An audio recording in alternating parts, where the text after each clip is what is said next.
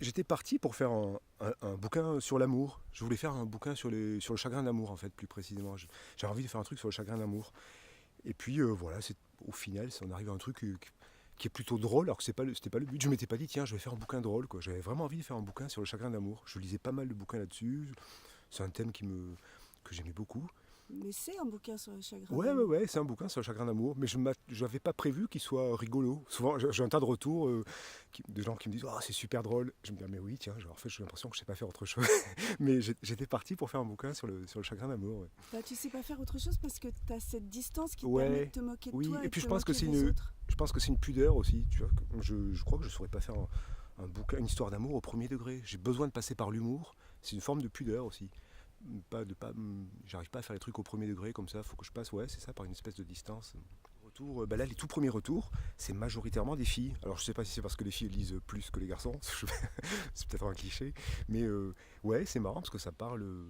Bah, moi, je trouve ça assez plaisant parce que tout d'un coup, on efface ces barrières où on pense que les mecs, c'est que les mecs, ils vont pas attendre toute la soirée pour savoir si on va lui faire une réponse à son SMS. On est dans les mêmes angoisses. En Mhm. fait, c'est des angoisses humaines. Ah oui, là, je crois que pour le coup, on est tous. On a tous les mêmes angoisses, quoi. C'est pas une histoire de garçon, de fille, d'âge, de quoi que ce soit. Enfin, c'est pour ça que ouais, l'amour, c'est un truc universel. Là, pour le coup, on est tous dans la même panade, quoi. Quand quelqu'un répond pas à 17h24, on est tous angoissés, qui qu'on soit, quel que soit le milieu. C'est un truc assez universel. Ok. Et pourquoi le discours? Alors, cette idée, elle t'est venue comment? Il me fallait une espèce de fil rouge, parce que j'avais envie de parler d'un. J'avais pas envie d'un truc, d'une action en fait. J'avais pas envie de faire progresser une action. Parce que je me suis aperçu que dans l'écriture, c'est le truc qui m'ennuie en premier. Moi j'aime bien les trucs introspectifs et dès qu'il faut faire progresser une action, ça m'ennuie. Et du coup, souvent j'ai attaqué des romans comme ça. Et toute la partie introspective me passionnait, j'adorais écrire. Puis dès qu'il fallait faire progresser l'action, je me lassais puis je laissais tomber. Et là, j'avais envie d'assumer vraiment le côté introspectif et qu'il ne se passe rien du tout pendant tout un livre, au risque d'emmerder tout le monde. Que ce soit un livre hyper ennuyeux, mais tant pis, je m'étais dit. Mais quand même, il me fallait cette espèce de fil rouge. J'aimais bien l'idée du fil rouge, de ce discours qui revient. Voilà. Tout le repas il est obsédé par ce discours qu'il doit prononcer pour le mariage de sa sœur. Et qu'il n'arrive pas. Voilà, ce truc, il angoisse. J'aimais bien. Voilà, c'était une espèce de fil rouge ténu comme ça, qui ne sert pas à grand chose, mais qui fait lien un petit peu sur tout le repas. Mais l'idée, elle est venue comment en fait? En cherchant L'idée du discours, comment elle est venue?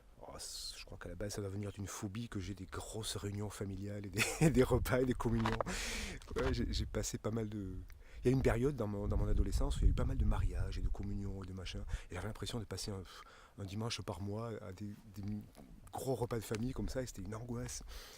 Et je pense que ça, ouais, c'est ressorti. C'est ressorti comme ça. Ouais, c'est un symbole familial, le mariage ou la communion, le gros repas de famille où toute la famille se. Je trouve que c'est un symbole assez rigolo. Enfin, il y a matière à faire quelque chose de. Ouais, quand tu veux traiter la famille, c'est un bon fil à tirer. Je trouve que c'était une très belle introspection familiale. En même temps, tes personnages, t'es très critique et en même temps, il y a beaucoup d'amour. Par rapport à la famille, tu veux dire?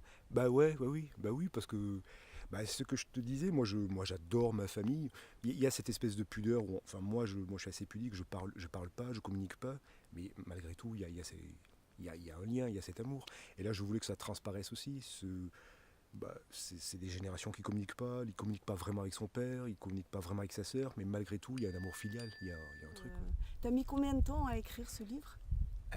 Ça, j'ai toujours beaucoup de mal à dire parce que j'ai toujours plusieurs projets en parallèle. Donc, j'écrivais ce roman et en parallèle, j'avais 2 ou 3 BD, puis les mensuels.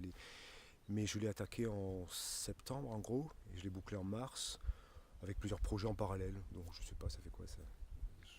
Ouais, 6 7 mois. Oui, donc c'est Oui. rapide quand même. Ouais, juste le type de narration implique un truc. Il fallait que ça sorte. Comme c'est un truc introspectif, j'avais pas envie. Il fallait que ce soit une espèce de jet comme ça. Quand je m'y mettais 3 à 4 heures de suite. Et j'avais pas envie de trop y revenir. Il fallait vraiment que ce soit. J'avais envie de garder ce rythme de pensée. Même si, quand on essaie de décrire la pensée, c'est toujours un petit peu artificiel parce qu'on n'écrit jamais vraiment comme on pense. Mais j'avais quand même envie de garder ce rythme-là, ce rythme de pensée un petit peu, que ça sorte comme ça. C'est vrai qu'on n'écrit jamais comme on pense. Ouais, ouais, ouais. Bon, moi, c'est un truc, j'ai essayé de m'en approcher un petit peu avec ce roman, en essayant de. Voilà, le type est à table et puis écrire tout ce qu'il pense. Mais c'est pas possible, on n'y arrive pas. Même avec ces histoires de rebond, d'aller-retour entre les pensées, malgré tout, ça reste assez artificiel. Mais je voulais garder cette dynamique-là. Oui, oui. Et ces histoires d'amour, parce que dans toutes tes BD, enfin toutes celles que j'ai lues, il y a toujours l'amour qui est là. Toujours Ouais, l'amour qui est là. oui, il y a toujours une histoire d'amour qui traîne. Alors soit c'est un petit peu périphérique, on a fait avec Fabrice Hère, on a fait des bouquins d'humour où il y avait toujours une histoire d'amour qui traînait. Et là, pour le coup, j'avais vraiment envie que ce soit central. Ouais. Ouais, je trouve que déjà c'est universel, je trouve ça beau, et en plus c'est un super moteur narratif, quoi. Une histoire d'amour. Puis moi j'aime bien, en tant que lecteur, moi j'aime bien qu'il y ait toujours une histoire d'amour, sinon ça m'ennuie assez vite. Ben ouais, c'est quand même ce qui nous préoccupe le plus. Bah ouais, c'est un truc central, quoi. Bah ouais.